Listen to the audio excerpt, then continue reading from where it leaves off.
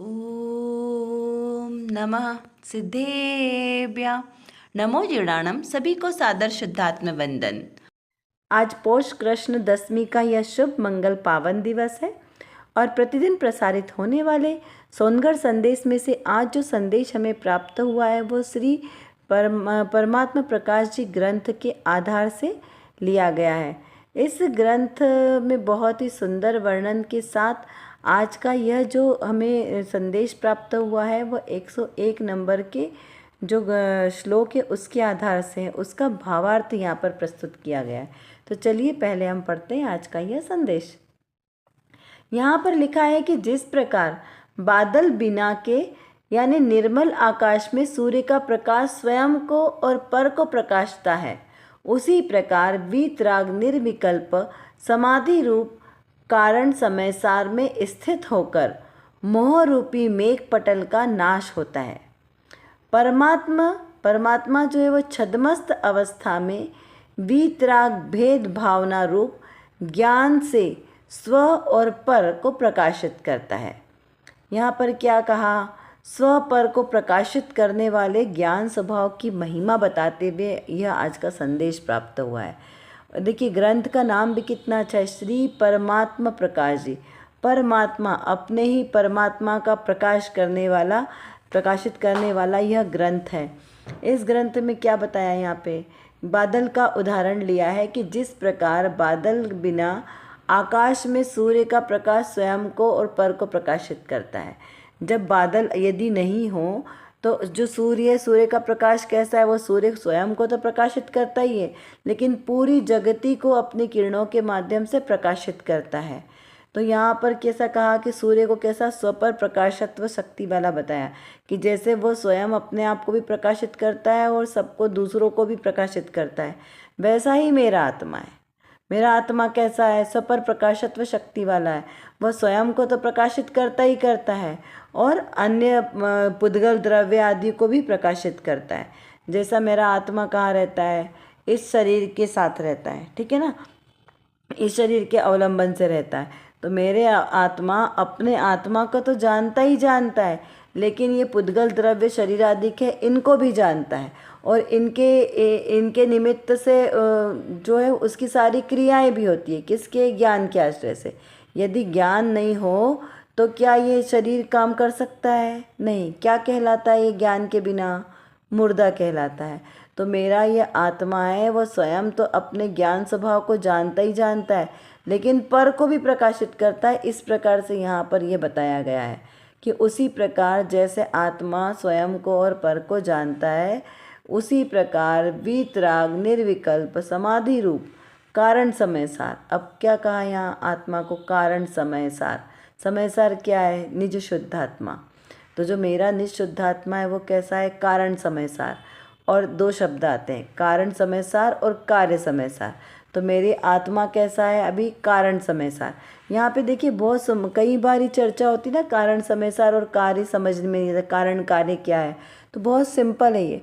कारण मतलब कि जिसके द्वारा कोई कार्य की सिद्धि होती है, तो उसे कहा कारण। जैसे आत्मा को जानना है तो वो किसके आश्रय से होगा? अपने ज्ञान के आश्रय से। तो मेरा जो ज्ञान स्वभावी शुद्ध आत्मा है वो कैसा हुआ? कारण हुआ। और कार्य समय सार, जिसने सब कुछ जान लिया, जिसने कार्य को पूर्ण कर लिया है। अब जिसको कोई कार्य नहीं करना है तो उसको क्या कहा? कार्य समय सार, यानी उसने कार्य पूरे कर लिए हैं। तो ऐसे कौन से हैं? परमात्मा अरहंतादिक, कि उन्होंने अपने सभी कर्मों को नाश कर लिया और अपनी आत्मा को परिपूर्ण जान लिया है ना, उसमें लीन हो गए, यानी उनके कार्य की सिद्धि हो गई है। इसलिए उनको क्या बोला? कार्य समय सार। समय सार मतलब निशुद्धात्मा। बहुत सारे अर्थ निकलते हैं समय सार के भी, लेकिन यहाँ पर निशुद्धात्मा इसका अर्थ निकलेगा। तो इतना क्लियर हुआ। कारण समय सार और कार्य समय सार क्या है? जो कार्य पूर्ण हो चुका है, ऐसा जब निशुद्धात्मा ने अपने निशुद्धात्मा में लीनता कर ली है तो वो कार्य कैसा हो गया? परिपूर्ण हो गया। इसलिए उन्हें कहेंगे कार्य समय सार, कार्य निशुद्धात्मा। और जो शुद्धात्मा अभी पुरुषार्थरत है, अपने निशुद्धात्मा को जानने की प्रयास में लगी है, तो उस शुद्धात्मा को क्या बोलेंगे? कारण समय सार, कारण निशुद्धात्मा, कारण आत्मा, है ना। तो यहाँ पर इस प्रकार इसको समझना कि यहाँ पे कारण समयसार में स्थित होकर मोह रूपी मेघ पटल का नाश होते हैं। कैसे नाश होता है, यहाँ पर मेघ पटल को मोह की उपमा दी है कि जिस प्रकार यदि सूर्य के सामने बादल आ जाए, मेघ पटल आ जाए, तो वो अपना प्रकाश जिस प्रकार से सूर्य के सामने यदि बादल आ जाते हैं तो सूर्य का प्रकाश जगति को प्रकाशित कर पाता है क्या? नहीं कर पाता। उसी प्रकार जो मेरा वीतराग स्वभावी निर्विकल्प आत्मा है, यदि उसमें मोह रूपी मेघ पटल आ जाए तो कैसा होता है, उसके स्वभाव का नाश हो जाता है ना। फिर वो अपना ज्ञान स्वभाव को समीचीन नहीं जान पाता। तो उसी प्रकार यहाँ पर उसी की उपमा दी कि उसी प्रकार परमात्मा छद्मस्त अवस्था में वीतराग भेद भावना रूप ज्ञान से स्व और पर को प्रकाशित करता है। छद्मस्त यानी क्या कहा यहाँ पे? छद्मस्त यानी चतुर्थ गुणस्थान सम्यक दृष्टि जीव, जिसको अभी वीतराग दशा प्राप्त नहीं हुई है, वहाँ तक की दशा। तो यहाँ पे चौथे गुणस्थान से लेके 11वें गुणस्थान तक की दशा क्या कहलाती है? छद्मस्त। क्योंकि इस जीव को अभी पूर्ण वीतरागता प्रकट नहीं हुई, तो ये अभी सम्यक दर्शन तो हो गया है, लेकिन अभी पूर्ण वीतरागता प्रारंभ भी हो गई है, लेकिन अभी कैसी है? बहुत आंशिक है। पूर्णता को प्राप्त नहीं होगी तब तक उसमें रागादिक भावों का प्रवेश संभव है, तो वो वीतराग दशा नहीं कहलाएगी। 12वें गुणस्थान से दशा वीतराग दशा कहलाती है। तो यहाँ पर 11वें गुणस्थान तक के सब जीव क्या कहलाएंगे? छद्मस्त। तो ऐसे जीवों के भेद ज्ञान, वीतरागता के भेद ज्ञान की भावना पूर्वक वो कैसा है? आत्मा स्व और पर को प्रकाशित नहीं करता पूर्णतः से, क्योंकि पूर्ण वीतराग दशा नहीं आई ना। जब जीव को पूर्ण वीतराग दशा आ जाती है तब वो ज्ञान कैसा होगा? स्वपर प्रकाशित, स्व को भी प्रकाशित करेगा और पर को भी प्रकाशित करेगा। इस प्रकार इसको यहाँ पर इसका अर्थ समझना। चलिए अब देखते हैं आज की रत्नकणिका में कौन सी विशेष बात आई है। यहाँ पर श्रोता ने प्रश्न किया है कि परिणामी द्रव्य परिणाम का कर्ता है, यह तो ज्ञान ने बराबर रखा है, और दृष्टि में मैं ज्ञायक ही हूँ। ज्ञायक सर्वथा राग का अकर्ता है, अर्थात दृष्टि अपेक्षा से मैं राग से सर्वथा भिन्न हूँ, ऐसा भी उसने निर्णय कर लिया है, ऐसा कहा जा सकता है। तो यहाँ पर प्रश्न क्या किया कि क्या दृष्टि की अपेक्षा से मैं राग से सर्वथा भिन्न हूँ, ऐसा कहा जा सकता है? परिणामी द्रव्य परिणाम का करता है, ये हमने ज्ञान में बराबर जान लिया, समझ लिया। दृष्टि में भी जान लिया कि मैं ज्ञायक हूँ, और ज्ञायक सर्वथा राग का अकर्ता है। यह तो जैसे हमने पढ़ा कि द्रव्य दृष्टि से ज्ञायक है, वह सर्वथा राग का अकर्ता है, अर्थात दृष्टि अपेक्षा से मैं राग से भिन्न हूँ, ऐसा भी माना जा सकता है क्या? इस प्रकार से प्रश्न किया है। तो यहाँ पर समाधान कहते हुए बहनश्री बहन ने तत्व चर्चा में कहा कि दृष्टि के अपेक्षा से द्रव्य राग से सर्वथा भिन्न है। क्या कहा कि दृष्टि अपेक्षा यानी द्रव्य दृष्टि, दो प्रकार की दृष्टि है ना, द्रव्य दृष्टि और पर्याय दृष्टि। तो यहाँ पर कहा कि द्रव्य दृष्टि की अपेक्षा से द्रव्य राग से भिन्न, सर्वथा भिन्न है, अनादि अनंत सर्वथा भिन्न है, उसमें अन्य कोई अपेक्षा नहीं रहती। जिस प्रकार स्फटिक मणि सर्वथा निर्मल ही है, परंतु उसकी पर्याय में वर्तमान परिणति में लालिमा है, वैसे ही ज्ञायक में अशुद्धता सर्वथा प्रविष्ट नहीं हुई है, परंतु उसकी पर्याय में अशुद्धता है, वह उसके ज्ञान में है। दृष्टि में शुद्ध ज्ञायक है, लेकिन क्या कहा यहाँ पे कि दृष्टि की अपेक्षा से दृष्टि में तो शुद्ध ज्ञायक झलकता है, लेकिन द्रव्य में अशुद्धता तो है नहीं, परंतु अपूर्ण पूर्ण पर्याय की अपेक्षा से तथा किसी भेद की अपेक्षा भी नहीं है। इस प्रकार यहाँ पर क्या कहा है? तो यहाँ पर क्या बताया? दोनों दृष्टि का विषय है ना। तो द्रव्य दृष्टि से तो कहा कि हाँ भाई अकर्ता है, राग से भिन्न है।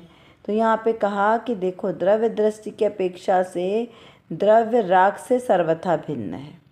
द्रव्य यानी जीव द्रव्य और रागादिक भाव कैसे हैं? आत्मा के विकारी भाव है, विकारी पर्याय हैं। तो पर्याय और द्रव्य दोनों तो एक साथ मिल नहीं सकते, क्योंकि द्रव्य त्रिकालिक है, शुद्ध है, और पर्याय शुद्ध भी हो सकती है, अशुद्ध भी हो सकती है, लेकिन क्षणिक होती है, पर्याय एक समय की है।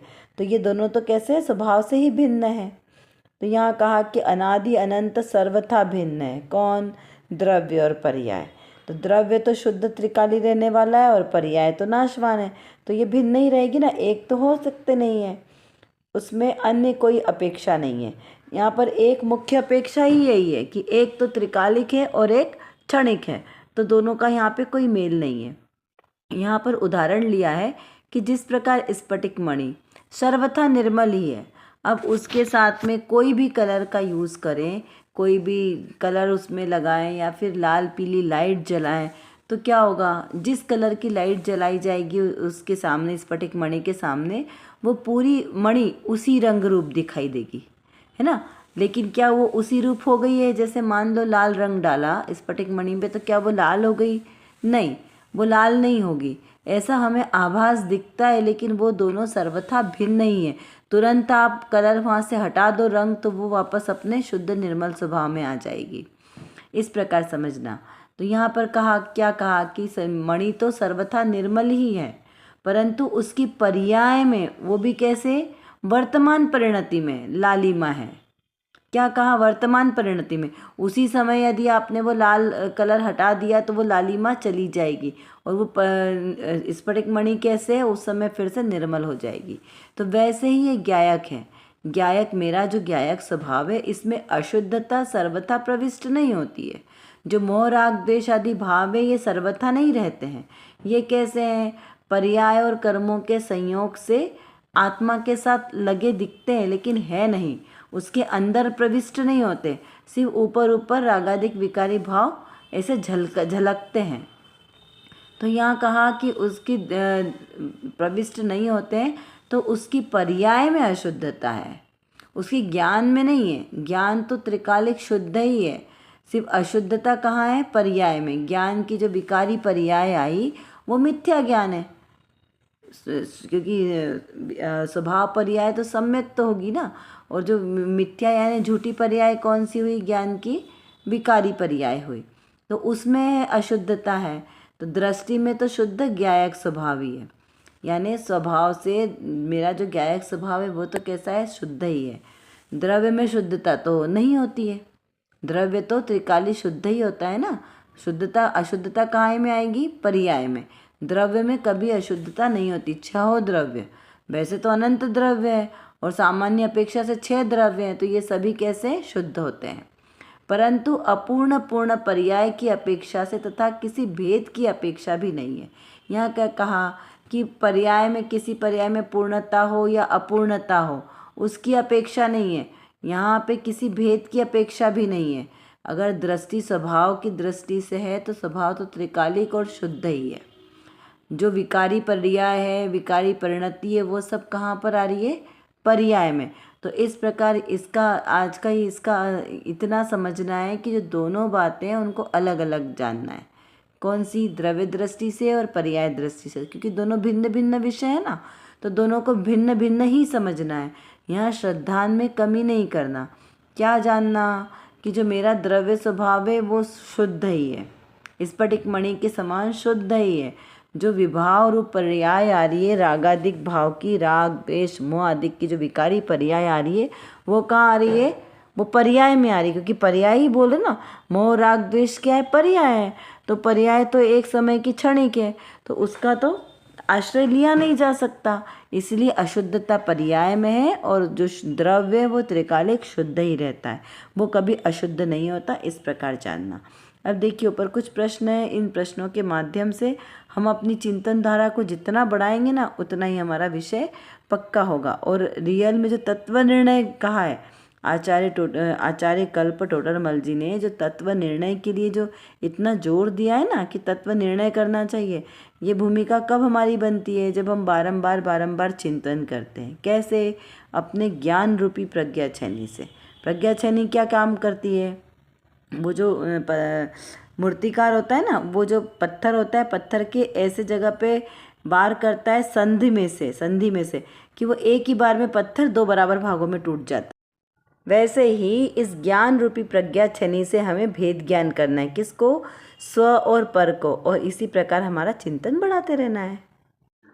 मेघ पटल के उदाहरण से और स्फटिक मणि के उदाहरण से कौन सी विशेष बात आपको समझ में आई, उस पर विचार करें। चलिए, आज की कक्षा का समय हमारा पूर्ण होने को आया है। आशा करती हूँ आपको यह सब अच्छी तरीके से समझ में आ गया होगा। यदि कुछ नहीं समझ में आया हो तो आप ज़रूर हमसे कमेंट बॉक्स में लिखकर पूछ सकते हैं। और जो विषय आज हमारे सामने हुआ, इसको बारंबार चिंतन करते रहें, जिससे हमारी दृढ़ता मजबूत हो। और इसी प्रकार सम्यक श्रद्धा के साथ जो भी हम क्रिया करेंगे वही हमारे लिए कार्यकारी होगी। अतः सम्यक दर्शन, सम्यक ज्ञान और सम्यक चारित्र के साथ हम भी अपने ऐसे रत्नत्रय को प्रकट करें, सच्चा श्रद्धान करें। इसी पवित्र शुभ भावनाओं के साथ आप सभी को सादर जय जिनेंद्र।